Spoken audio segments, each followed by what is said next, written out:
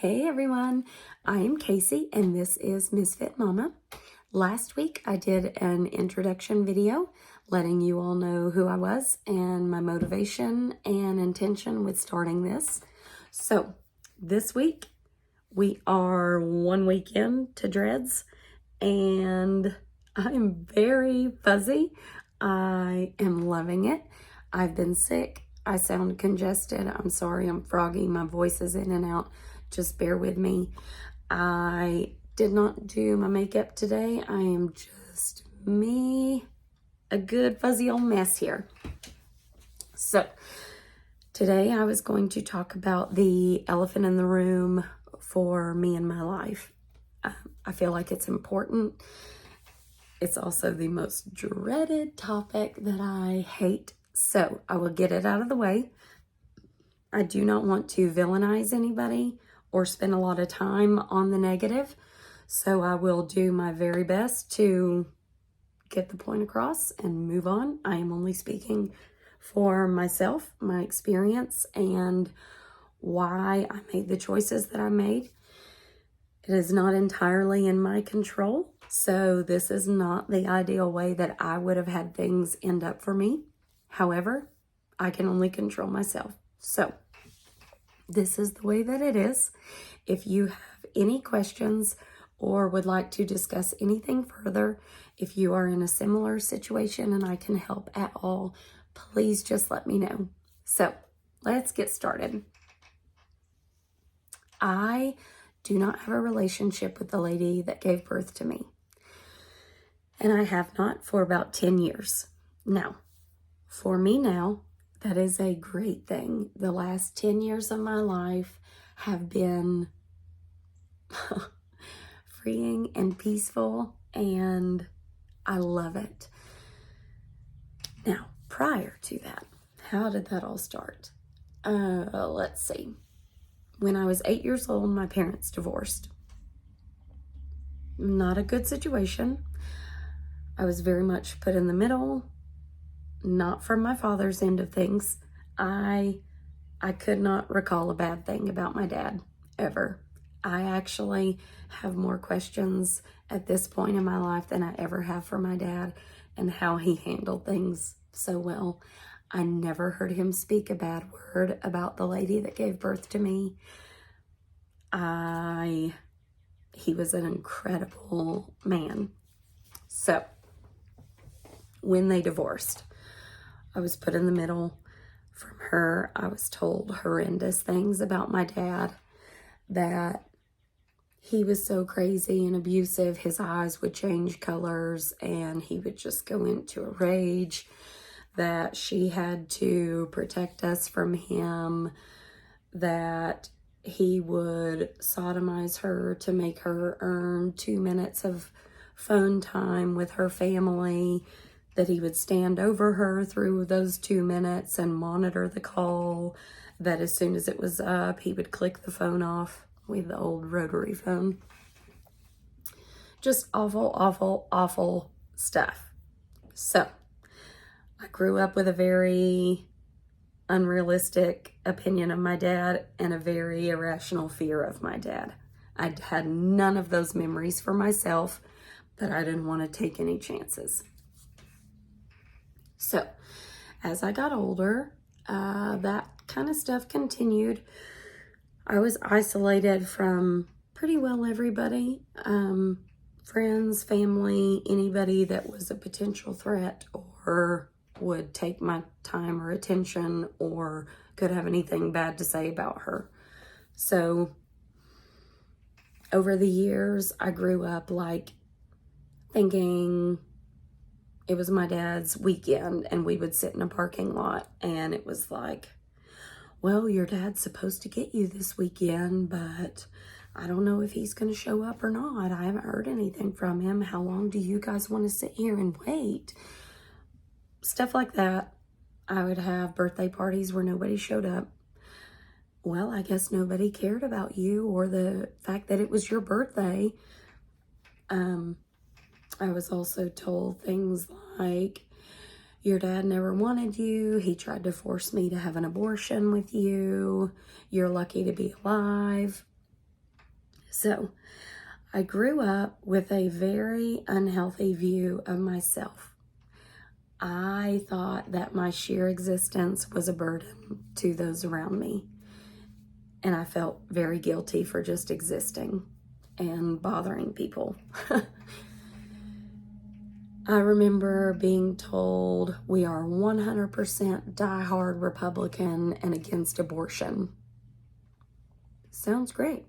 Who thinks murdering innocent babies is a good idea when it's put to you that way? Like, drove me to the abortion clinic, sat me in the parking lot, told me how they did it. I mean, nightmare horror stories for a 10 to 12-year-old girl.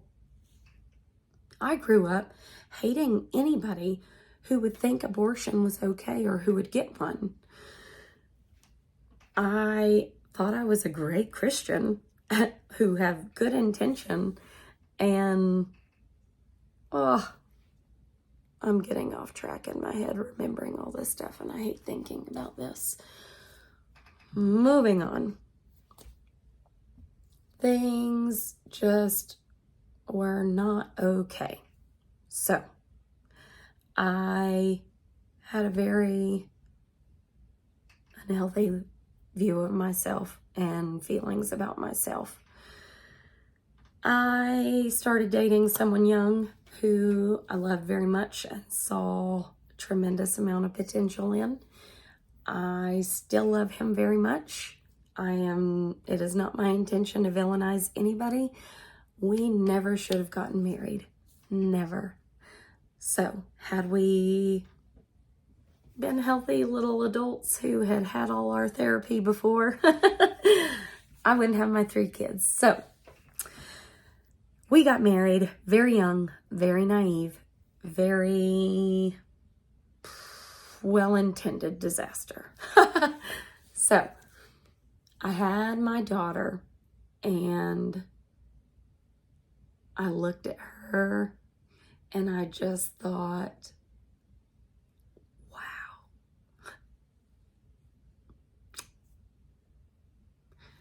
I could never do the things to her that were done to me. And I don't ever want to hurt her the way that I was hurt. So, what do I do? I got therapy. I have an uncle who is such a great guy. I'm so lucky to have him. But at times he can be a little clueless and say things that he doesn't realize he is saying. He'd never been married, never had kids. So we started talking. And he tells me one night on the phone, I think the problem started when this was an hours-long conversation. So point is, he accidentally spilled the beans that the lady had gotten an abortion at 14. And then another one at 17. And that things were just, she needed some therapy. I'll say that. That's all I can say, I guess. I don't know. My world was shattered. I was shocked and devastated. I was just completely heartbroken. And I said, I gotta go. The baby woke up. So hung up the phone and just lost it. Wailing, ugly crying. Here I'm thinking my whole life that she's this great person who would never do anything so murderous and immoral. And I am so lucky to be here when she was nearly forced to have me aborted. And then come to find out she has had multiple abortions and what is happening. So, therapy. I start working through all of this.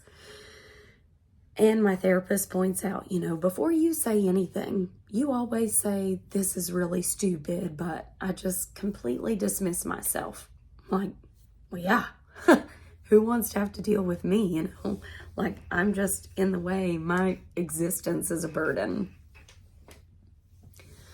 So I start really working through that and processing that, along with things like physically. I am just not like other girls or women. I was incredibly flat-chested. There was a lot about me that I was like, what is wrong with me? No matter how hard I try, I do not fit in with other girls. I do not look like other girls. Hey, God must have just forgot to put this here or there. Like, I found humor. I laughed it off, but inside I very, very, very much hated myself. And I just hated everything about myself. So I'm doing therapy. I'm working through the things that are wrong and unhealthy with my relationships, alongside trying to learn how to be a new mother and all of that. I heard a story on the radio from a woman who said she had started a workout class. And she said that the instructor made the women look at themselves in the mirror and say one kind thing that they loved about themselves. They had to do it every class, and they could not repeat the same thing. That sounds very silly, and it feels even sillier when you are looking at yourself in the mirror like, hey, I like your shirt. So it takes some time, it takes some practice, but she started talking about how her view of herself changed, and how instead of focusing on all of the things she would change about herself, she started looking for the things that she loved, she liked, she was happy with, and that list grew. So I thought, okay, let's try it. So very awkward start, but I literally started talking to myself in the mirror and trying to be nice. And to add to that, she had said, when you look at yourself, if you believe in God and you believe that God is perfect and God is love and God is all of these great things, to look at yourself and have hate or insult God's creation makes no sense. God made you intentionally, with purpose, with love. And that struck me. I thought, wow, I really insult God all the time with the way I look at myself. So I started working on my self-view, accepting myself, loving myself, all the little unique things that make me me that I had picked apart and made fun of and hated. I started to love. I had grown up, the lady told me, we'll get you a boob job, I'll sign for it. I can do it before you're 18, and we'll get your nose fixed. And, you have to have long blonde hair because men love blondes and hair. So I thought, no, I don't. I don't have to have any of that. Thank God I never surgically altered myself. If you have, totally your choice. And if you are happy with it, even better. For me, I would have been doing that for other people. And thank God I did not, because I've really come to a place where I love myself. I still can make fun of myself with the best of them, but it comes from a place of love and embracing the things that make me me, and not from a secret place of hatred and cover it up, Humor makes everybody look the other way and they'll never know. So, back to therapy. The older I got, the more I realized things were very, very, very wrong and very not okay. And I did not want to repeat the pattern for my own children. Oh my gosh, that thought alone wrecks me. Oh, so after having my son, about, let's see, he will be 11 in October, so 10 and a half years. I had told her before, but I kind of had some, what if things change? We hadn't spoken in a while. I invited her to the hospital to have my son because I thought I'll never be able to change that or take that back, however things end up down the road. So she came to the hospital, and by the time she left, I was like, oh, I'm pretty sure I have no regrets and I did the right thing. But my deal with her was, we get therapy. If we speak again, we will be in a counselor or therapist's office on neutral ground, and we will figure this out. There is a lot of damage and wounds from the past, and there is a lot of abuse and unhealthy patterns and behaviors that continue. So, boundaries and professional help, mediation. Let's figure this out. Now, I said, if that does not happen, you are dead to me. There will be no in the middle. I am done. Either we fix this or you are dead to me. So, our family refers to it as her reset button. Whenever she had done too much or made people mad or done something, she would disappear for a long enough amount of time to just kind of randomly pop up a little bit and hit the reset button. Like just all the fun, loving, good stuff to make you forget, make you feel bad, and oh, maybe it'll be different and she's better. So, we ain't doing that this time. So, I gave her a chance. I left my phone open and on for acceptance of therapy. Wasn't that. Kept trying the calling, kept trying the texting, so blocked her. Then my little brothers get brought into it. I love my brothers so much. And a very unfortunate part of this is that I no longer really have relationships with them because of this. So, my older brother, we're 16 months apart. He starts, well, everybody kicked her when she was down and abandoned her in her hour of need. And I said, buddy, I love you so much. You and I have not had a fight since we were in elementary school. And we will not start now. If you choose to have a relationship with her, that is fine. But I would like to have one with you outside of her. I will not ask. You do not tell. She is dead to me. There is nothing to talk about. Either we do therapy or we don't. Okay. Then my precious little 12-year-old brother starts calling me crying. And I can hear her in the background coaching him. Please just give Mom a chance. She's sorry. She didn't mean to. And I'm like, buddy, you have no idea what you are even involved in right now. And it's okay, but you and I should not be having this conversation. She knows what she needs to do. Well, she said, if she can pick the therapist and you'll pay for it, she'll do it. Okay, buddy. Like, rip your heart out. This kid called me mom. I took care of this kid like he was my own baby for years. And now this. So, that was it. Never accepted it. She goes and tells anybody who will listen that I broke her heart and I divorced her, and I don't even know what. I'm done. Done. Dead to me. You don't have to tell me anything. I don't need to know. Either we're going to therapy or we're not. Honestly, at this point in my life, it's been 10 years. My health, physically, ironically, how sick I've been and how terrible I sound, but my health improved tremendously.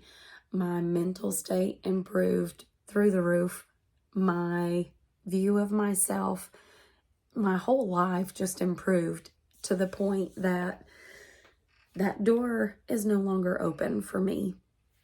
I'm sorry. I mean, that's sad. That's a loss. But at the same time, for me, it is not.